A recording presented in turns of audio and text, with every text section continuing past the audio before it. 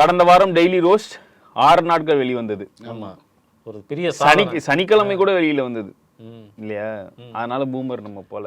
ஆமா, இன்னைக்கு பூமர் போது டெய்லி ரோஸ்ட் இருக்குமான்னு தெரியல. இருக்கும். ஓகே, இந்த வயநாட்டில் மிகப்பெரிய துயர சம்பவம் நடைபெற்றுள்ளது. அதை வைத்து ஒரு புறம் அமித்ஷா அரசியல் செய்கிறார். என்ன சொல்லியிருக்காருன்னா, நாங்கள் வந்து முன்னாடியே முன்கூட்டியே எச்சரிக்கை தமிழ்நாட்டுக்கு என்ன சொல்றதோ அதே தான். இவங்க வந்து இப்படிதான் வந்து தமிழ்நாட்டுக்கும் காதல மங்களம் பண்ணாங்க. டிசம்பர் 16, 17 ஆரஞ்சு அலர்ட் கொடுத்துட்டு மழை பெருசா பெஞ்சிட்டு இருக்கப்போ தான் வந்து அவனுங்க ரெட் அலர்ட் கொடுத்தானுங்க 16, 17. இங்க சிஎம் கொஞ்சம் துப்ப யோசிச்சாரு, சரி முதல்ல மக்களை பாதுகாப்போன்னு. அவங்க சேட்டனுங்க உடனே துப்பிட்டாங்க. இல்லை, பொதுவாக ஒன்றிய அரசுகிட்ட இந்த மாதிரியான ஒரு கிளவுட் பஸ்டையோ அல்லது அதீத அளவிலான மழை பெய்யக்கூடிய வாய்ப்பு இருப்பதை கண்டுபிடிப்பதற்கான எந்த கருவியுமே இன்னைக்கு வரைக்கும் இப்போ வரைக்கும் இல்லைங்கிறது தான் மிக முக்கியமான ஒரு செய்தி. இந்தியா 2010 பேசிட்டு இருக்கிற இந்த டைம்ல டெல்லி மேந்துட்டு இருக்கு. அமித்ஷா எங்க இருக்கிறாரோ அந்த ஊர் மேந்துகிட்டு இருக்கு. உத்தரப்பிரதேசத்துல சட்டமன்றத்துக்குள்ள முழங்கால் அளவு தண்ணி. ஏன் பாராளுமன்ற கட்டணம் 20,000 கோடி கட்டினாரு, அதுக்குள்ள தண்ணி வாலி வச்சிருக்காங்க கொட்டுதுன்னு சொல்லிட்டு புதுசா கட்டினாங்கல்ல, அது வந்து வாலி வச்சிருக்காங்க. 2019, 2020, 2021, 22 மத்திய சென்னை எம்பி திரு தயாநிதி மாறன் அவர்கள் வந்து எங்களுக்கு இங்க ஒரு நல்ல ரேடார் வாங்கி கொடுங்கடா, இது சரியில்லடா அப்படின்னு கெஞ்சிக்கிட்டு இருக்காரு. இல்ல, இது எங்ககிட்ட அந்த டெக்னாலஜி இல்லப்பா, எங்களுக்கு வந்து அதை கண்டுபிடிக்க துப்பு இல்ல அப்படின்னு அவனுக்கு ஒத்துக்கிட்டு போயிட்டாங்கன்னா பிரச்சனை. ஒத்துக்கிட்டு போயிட்டா நம்மளே வந்து நாங்க சொன்னோம், நாங்க வந்து இப்படி பொத்துக்கிட்டு ஊத்தோம் அப்படின்னு நாங்க சொன்னோம், அவங்க கேட்கல அப்படின்னு சொல்லி அவங்களுக்கு ஒவ்வொரு வருஷமும் இதே ரோதனை அவங்களுக்கு தெரியும்னு நினைக்கிறேன். தெரிஞ்சுட்டு தான் வந்து சொல்லாம இருக்காங்கன்னு நினைக்கிறேன். இப்ப வயநாட்டுல பை எலெக்ஷன் நடக்க போகுது இல்லையா? ராகுல் காந்தி வந்து ரிசைன் பண்றாரு. அங்க வந்து ரிசைன் பண்ணிட்டாரு. பிரியங்கா ஏதோ வேட்பாளர்னு அறிவிச்சிட்டாங்க. அதை மனசுல வச்சுட்டு இப்படி பண்றானுங்களா? இதுல இன்னொன்னு, இந்த சங்கி மனநிலைன்றதுக்கு வந்து எந்த கட்சியும் விதிவிலக்கல. இந்த மன்னனா மாமன்னனா ஒரு இது டம்ளர் அவன் இருந்துட்டு என்ன சொல்லியிருக்கான், எங்களுக்கு நீர் தராத மாநிலத்தில் தமிழ்நாட்டினுடைய நீரையும் தமிழ்நாட்டினுடைய நிலத்தையும் ஆசைப்பட்டவனுக்கு இயற்கை வந்து சரியான பரிசு கொடுத்து. யார் கொடுத்தா? கேரளாக்கு இது எல்லாத்தையும் கேட்கணுமா இல்லையா? காமராஜர் காலத்துல போனதுதானே இந்த குளமாவது மேடாவது தேவிகுளம் பீர்மேடு பிரச்சனை இப்ப வந்து கேட்கும் பொழுது குளமாவது மேடாவதுன்னு சொன்னவர் காமராஜர் தான். அவர் அவங்க தமிழ் தேசிய ஐக்கான சித்தூரை முழுசா தூக்கி ஆந்திராவில, சித்தூர் மாவட்டமே தமிழர்கள் நிறைந்த மாவட்டம், சித்தூரை முழுசா தூக்கி ஆந்திராவில் கொடுத்துட்டாங்க. அது சித்தூர் முழுவதும் தமிழர்கள் நிறைந்ததுக்கான என்ன ஆகுதுன்னா, இன்னைக்கு அங்க இருக்கக்கூடிய முதலியாளர்களுக்கு 3% இடஒதுக்கீடு கொடுத்துருக்காங்க ஆந்திரா அரசு. அந்த அளவுக்கு வந்து செல்வாக்கு தமிழ்நாட்டில் வந்து இப்ப மாற்றுமொழி பேசுவதற்கான இடஒதுக்கீடுலாம் கிடையாது எந்த மாவட்டத்திலையும். ஆனா ஆந்திராவில் இருக்கக்கூடிய சித்தூர் மாவட்டத்தில் மட்டும் ஒன்று கொடுத்துருக்காங்கன்னா அந்த அளவுக்கு அவர்கள் வந்து அதீதமா செறிந்து வாழக்கூடிய ஒரு பகுதியா இருக்கு. அப்படி ஒரு தமிழ்நாட்டினுடைய ஒரு நிலப்பரப்பா இருந்ததை தூக்கி கொடுக்கும்போது கூட அமைதியாக தான் இருந்தாங்க. இதெல்லாம் நம்ம வந்து இன்னைக்கு நம்ம குற்றம் சொல்லணுங்கிறதுக்காக பேசல. இயற்கையே வந்து ஒரு நேச்சுரல் ஜஸ்டிஸ் கொடுத்து வச்சான். அவன் வந்து அது மாதிரி வந்து இந்த பேச்சு பேசுறாங்க. இயற்கை எல்லாருக்கும் தான் நேச்சுரல் ஜஸ்டிஸ் கொடுக்க போகுது. நீ மட்டும் அப்படியே இருந்துட போறியா? உன் தலைவன் மட்டும் அப்படியே இருந்துட போறானா? உண்மைதான். எல்லாருக்கும் நோய் வரும், எல்லாருக்கும் இது வரும். அப்ப கேரளாக்காரன் சொல்லுவான்ல, உனக்கு நேச்சுரல் ஜஸ்டிஸ், பீஸ்ஃபுல் ஜஸ்டிஸ் இல்ல, இது ஒட்டுமொத்த தமிழர்களுடைய குரலா இருந்தா பரவாயில்ல. இது இந்த மாதிரி அதான் சொல்றேன். இது என்ன ப்ரொஜெக்ட் ஆகும் அப்படிங்க. இல்ல, நார்த் இந்தியாக்காரன்னு தான் சொல்றானுங்க. when you vote for இல்லங்க, இவனுங்க வந்து நாம் தமிழர் நம்மளுக்கு தான் தெரியும், கேரளாக்காரங்களுக்கு தெரியாது இல்ல. கேரளாக்காரங்களும் தெரியாது, அவங்களுக்கு தெரியாது இல்ல, கர்நாடகாரங்களுக்கு தெரியாது இல்ல. இங்க வந்து இவனுக்கு இந்த மாதிரி பேசிட்டு இருக்கானுங்க. நம்மள வந்து நம்ம வட்டல் நாகராஜ் அவனுக்குள்ள பைத்தியங்கள் தானே இங்கேயும் இருக்கும் இவங்களோடது. ஆமாங்க, அவனுமே தமிழ்நாடு நாசம் பண்ண விரும்பல. எனக்கு என்னுடைய மாநிலத்துக்கு இதுதான் இப்ப அது பேசல ரைட்டு. தமிழ்நாட்டு நிலத்துக்கு ஆசைப்பட்டவனுக்கு வந்து நல்ல பரிசு கிடைச்சிருக்குன்னு சொல்றது வந்து க்ரூயல் மென்டாலிட்டி. இவன் மனநோயாளிகள். இவனை யார் எனேபிள் பண்றது? யூடியூப் சேனல்ஸ், செய்தி தொலைக்காட்சிகளே வேலை பார்த்தவன் தான் அவன். அவனை வந்து ஒரு பெரிய தமிழ் அறிஞர், அவன் வந்து ஒரு தமிழ் ஆராய்ச்சியாளர், அப்படி இப்படின்லாம் நிறைய பேர் வந்து இது பண்ணிட்டு இருக்காங்க. பட் இவ்வளவு கேவலமான ஒரு மனநிலை இருக்கக்கூடியவன் அவனை வந்து இன்னைக்கு ஆதரிக்கக்கூடியவர்கள் எல்லாருமே வந்து நாம் தமிழர் கட்சி சார்ந்தவர்களாக தான் இருக்கிறாங்க. அந்த கட்சியை சார்ந்தவர்களாக இருந்தாலும் கூட சில பேர் அங்கே மனிதர்களாக இருக்காங்க, எல்லாருமே இல்லை அப்படிங்கிற ஒரு எனக்கு அவங்களாம் இதெல்லாம் கண்டிக்கணும். எனக்கு நானும் ஒரு 13-14 வயசுலேருந்து இந்த அரசியல் இதெல்லாம் பேசிக்கிட்டே இருக்கக்கூடிய நபர் தான். தமிழ் தேசியம் எல்லாமே இப்போ பார்த்துட்டு கடந்து தான் வந்திருக்கோம். ஆனால் தமிழ் தேசியம்ங்கிறது எவ்வளவு குரூயலான விஷயம், அது நாஜி சிந்தனையை நோக்கி இழுத்துட்டு போகிறது அப்படிங்கிறதுக்கு ஆனால் எடுத்துக்காட்டு தான் இந்த ஸ்டேட்டஸ்லாம்.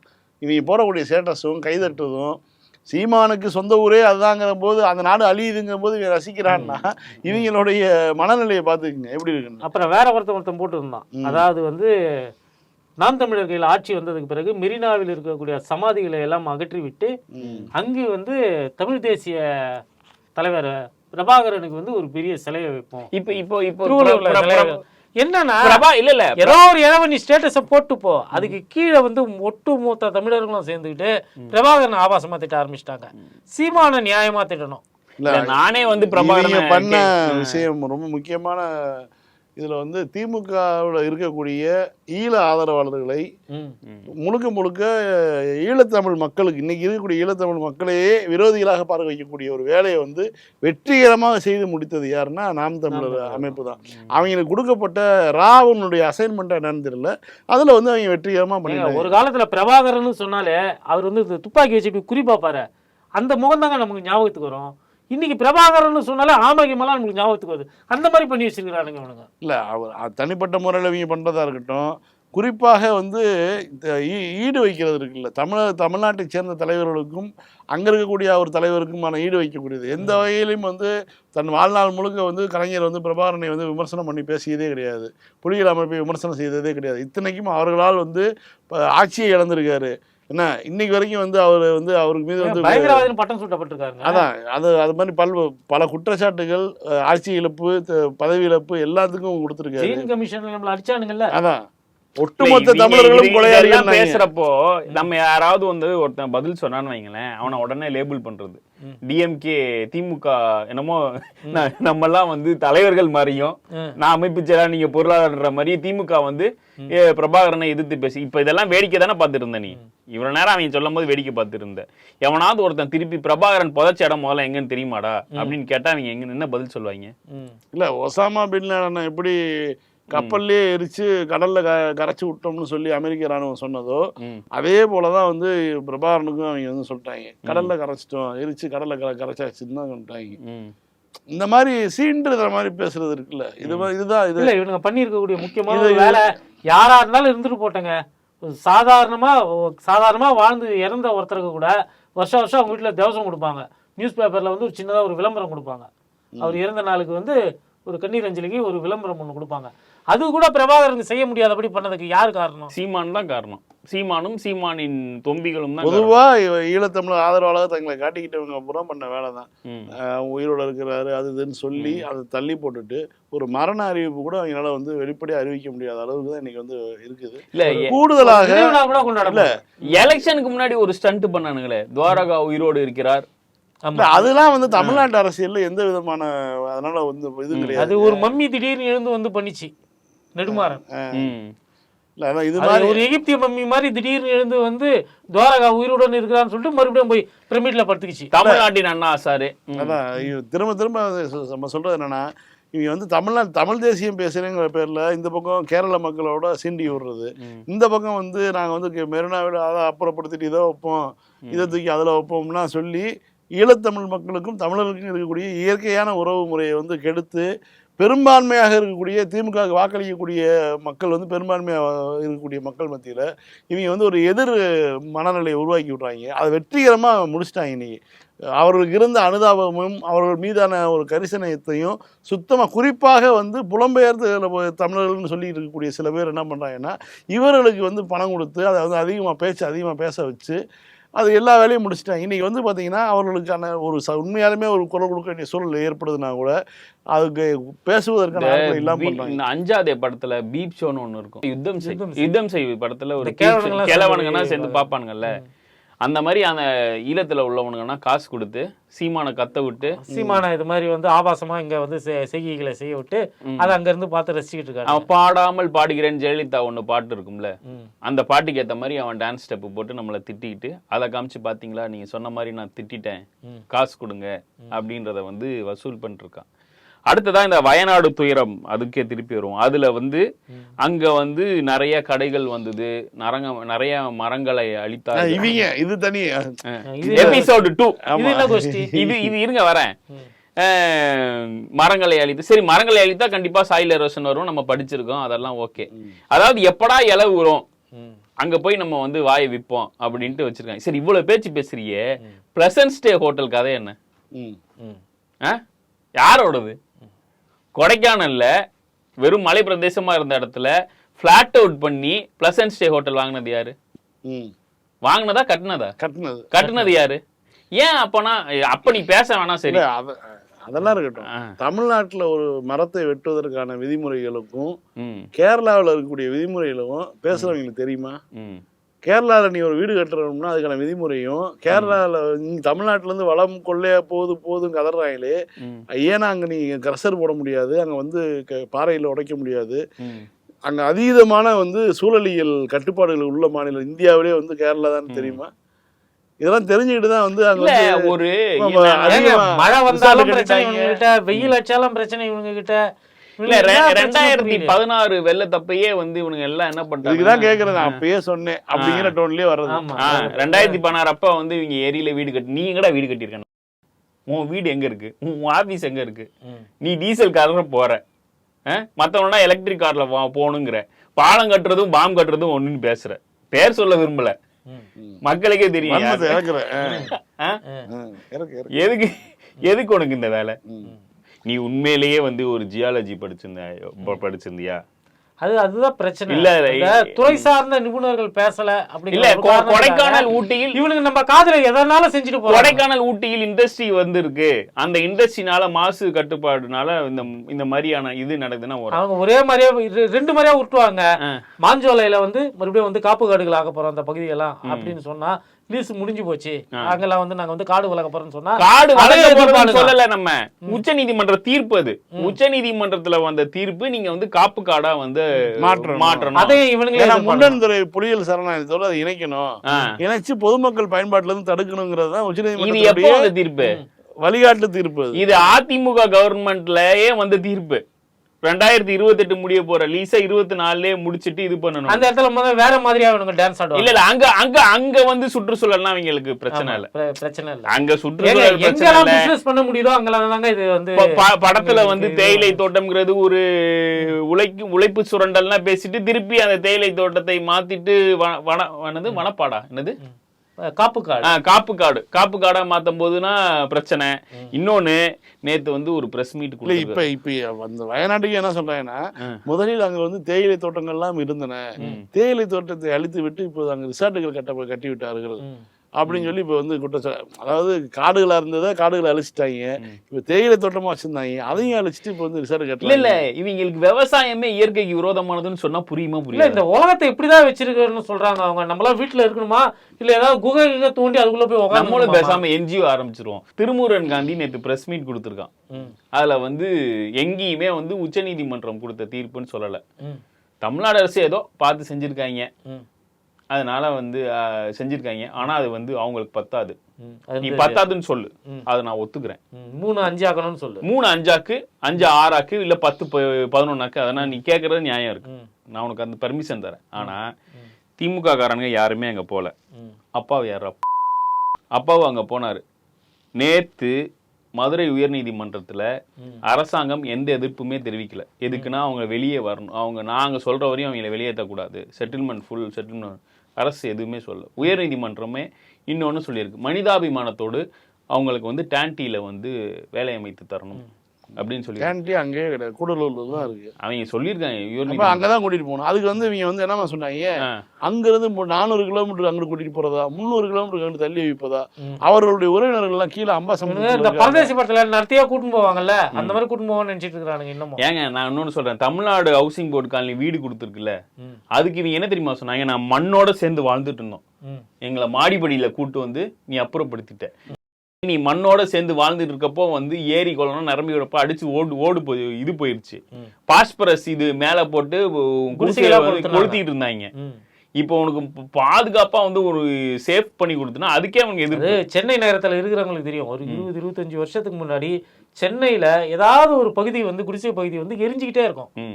இங்க குறுக்கு நெடுக்குமா வந்து அந்த ஃபயர் இன்ஜின் ஓடிக்கிட்டே இருக்கும், மணி அடிச்சுக்கிட்டு ஓடிக்கிட்டே இருக்கும். இன்னைக்கு அது மாதிரியான ஒரு காட்சியை எங்க யாராவது பார்க்க முடியுதா? இன்னைக்கு ஃபயர் ஸ்டேஷன் எங்க இருக்குன்னா அது யாருக்காவது தெரியுமா? அறிவாலயத்து பக்கத்துல ஒண்ணு இருக்கு எனக்கு தெரிஞ்சு. மெயின் ரோடு ஃபயர் ஸ்டேஷன் எங்க இருக்குன்னு யாருக்காவது தெரியுமா? அதுக்கான தேவையெல்லாம் குறைஞ்சிருக்குன்னா எல்லாரும் ஒவ்வொரு முறை திமுக ஆட்சிக்கு வரும்போதும் முதல்ல வந்து குடிசை வீட்டுல இருந்தவங்க எல்லாம் வந்து கல்நார் ஓடு வீடுகள்ல வந்து ஹாஸ்பிட்டல்ஸ் போட்டாங்க. அதற்கு பிறகு இது மாதிரி வந்து குடியிருப்புகளை வந்து கட்டி கொடுத்து அங்க வந்து கொண்டு போனாங்க. இவங்க 250 ஸ்கொயர் ஃபீட் வீடு, 200 ஸ்கொயர் ஃபீட் வீடு அப்படி இப்படிலாம் சொன்னாங்க. அதுக்கு முன்னாடி அவங்களுடைய லைஃப் ஸ்டைல் என்னவா இருந்தது? அவங்க இருந்த குடியிருப்பு பகுதி என்னவா இருந்தது? மண் தரையில இருந்தாங்க, சுவர் கூட இல்லாம சுற்றிலும் வந்து ஓலையை வச்சு சுவர் மாதிரி வச்சு இது பண்ணிட்டு இருந்தாங்க. அவங்களுக்கு வந்து கழிப்பறை வசதி இல்லாம இருந்தது. அவங்கள வந்து அடுத்த ஒரு ஸ்டெப்புக்கு கொண்டு போயிருக்கிறாங்க. வாழ்க்கை தரத்தை மேம்படுத்திருக்குது. ஆமா, குறிப்பா சொல்லணும்னா இதெல்லாம் பண்ணா சுற்றுச்சூழலுக்கு கேடுங்கிறது. இன்னொரு பக்கம் வந்து எங்கேயாவது ஒரு இடத்துல இயற்கை பேரிடர் நடந்தா நான் அப்பயே சொன்னேன், நீங்க யாரும் என் பேச்ச கேட்கலங்கிறது. இலவுகிறத கூட வந்து இவங்களுடைய அரசியலை பண்ணக்கூடிய விஷயம் இருக்குல்ல. 300 பேர் செத்து போய் பாடி மீட்டிருக்காங்க. இன்னும் வந்து 200-250 குடும்பங்களை காணான்னு சொல்லிட்டு இருக்காங்க.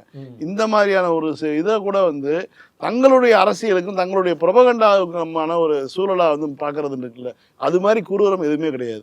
ஒரு பக்கம் இந்த ஜோம்பிகள் வந்து கேரளாவுக்கு தக்க தண்டனை கொடுத்துட்டாங்க, இயற்கை கொடுத்துருச்சுன்னு பேசுறது. இன்னொரு பக்கம் இவங்க பாத்தீங்கன்னா நாங்க அப்பவே சொன்னோம் கேட்கல. இவங்க ஆக்சுவலா இந்தியாவிலேயே மிக அதிகமான சூழலியல் விதிகளை பின்பற்றக்கூடிய மாநிலம் கேரளா. நீ இவங்க சொல்ற மாதிரிலாம் அவ்வளவு ஈஸியாலாம் வந்து இது பண்ணிக்க முடியாது. அந்த முண்டங்கை பகுதியும் அந்த இன்னும் 2 பகுதி சொல்றாங்க இல்லையா, இந்த செம்மண் முழுக்க செம்மண் பகுதி கடந்த ஆண்டு பெய்ய வேண்டிய இந்தியா முழுக்க தென்மேற்கு பருவமழை பெய்யாத காரணத்தினால காஞ்சி போயிருந்த நிலத்தின் மீது மிக அதிகமான மழை பொழியவும் அப்படியே அடிச்சிட்டு கீழே வந்துருச்சு. இதுதான் வந்து அறிவியலாளர்கள் சொல்லக்கூடிய இது. இந்த காரணத்தினால அந்த காஞ்சி போயிருந்த மண்ணில் வந்து மழை அதிகமாக உள்ள நேரடியாக அதனுடைய தரைப்பகுதி வரைக்கும் ரொம்ப ஆழமான பகுதி வரைக்கும் தண்ணி உள்ளே போயிடுச்சு. உள்ளே போனோன்னே மழை அந்த இது அப்படியே மண் சரிஞ்சிருச்சு. இதுதான் அவங்க சொல்லக்கூடிய கோட்பாடு. இதில் நீ சூழலியல் எங்கே வருது? விபத்துகளையோ இயற்கை பேரல் அவலங்கள்லாம் நம்மளால வந்து தடுக்க முடியாது, முன்கூட்டி வந்து கணிக்க முடியாது. ஆனால் அதுக்குள்ளே இருந்து எவ்வளோ வேகமாக நம்ம மீள முடியும் அப்படிங்கிறதான் பாயிண்ட்டு. சிம்பிளுங்க. ஒரு தூண்டி வளைவு கட்டினா கடல் உள்ள போயிருதுங்க. கண்ணு முன்னாடி நம்ம வந்து பல விஷயங்களை பார்த்துருக்கோம். சுனாமிக்கு பிறகு நம்ம பார்த்துட்டோம். அலையாத்தி காடுகளுக்கு வந்து தமிழ்நாடு கடற்கரை முழுக்க வந்து வளர்த்துட்டு இருக்காங்க. வளர்த்துட்டு இருக்காங்க. புதுச்சேரியில 2 தூண்டி வளைவு கட்டினாங்க. புதுச்சேரியில வந்து அந்த காந்தி சிலை இருக்கக்கூடிய அந்த கடற்கரை பகுதியில் வந்து கல்லு தான் கொட்டியிருப்பாங்க முன்னாடி. இப்போ வந்து அது ஒரு கடற்கரையா மாறிடுச்சு. இவங்க வந்து சென்னை 2020 வந்து சென்னை தண்ணிக்குள்ளே தான் இருக்கும்னாங்க. சென்னை வந்து அப்படியே தான் இருக்குது. பட்டணம் பக்கம் அப்படியே தான் இருக்குது. எந்த மாற்றமும் கிடையாது.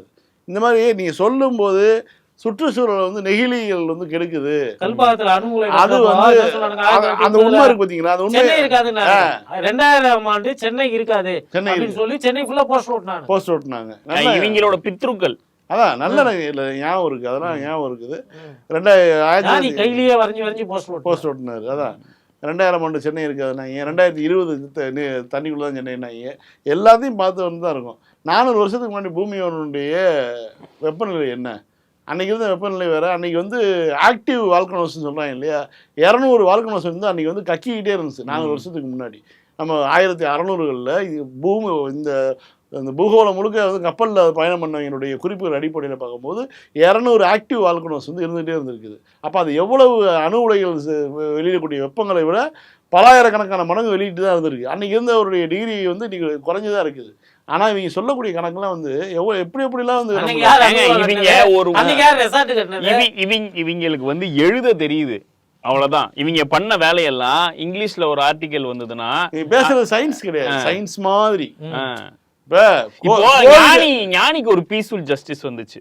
கலைஞர் போகும்போது வேஷ்டியில் மூண்டு கொண்டே போனார், அது அவருக்கே தெரியல. ஆனா கடைசியில யாருக்கு டயாலிசிஸ் பண்ணா? இல்ல அதுதான் கொடியேற்ற போனாரு, கொடியேற்றதுக்காக வந்து வச்சு தள்ளிட்டு போறாங்க, கீழே நீர் ஓடிக்கொண்டிருந்தது, இப்படி ஒரு முதல்வர் நமக்கு தேவையான எழுதினாரு.